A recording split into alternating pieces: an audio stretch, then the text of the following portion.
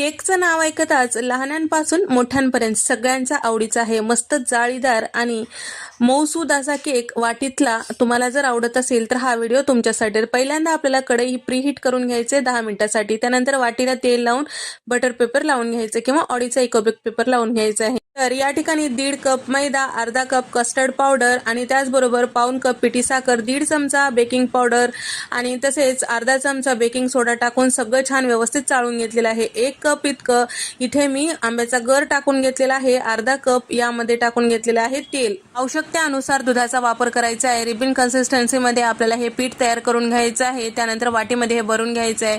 काजू, बदाम, मगजबी आणि चेरी यावर टाकून घेतलेलं आहे. त्यानंतर आपल्याला हे वाटी जे आहेत बेक करायला ठेवायचं आहे. तर साधारण 40 ते 45 मिनिटांसाठी आपल्याला गॅसचा फ्लेम कमी करून आपल्याला हे सगळं बेक करायला ठेवायचं आहे. तर ताटलीवर हे वाट्या ठेवून घेतलेल्या आहे. एक वाटी थोडीशा वरच्या साईडला ठेवलेली होती. सगळ्या वाट्या झालेल्या आहेत 45 मिनिटांनंतर तुम्ही बघू शकता. तर फक्त मधली वाटी जी आहे वरच्या साईडला असल्यामुळे झालेली नाही. त्यानंतर त्याला अजून 10 मिनिटं छान असं बेक करून घेतलेलं आहे.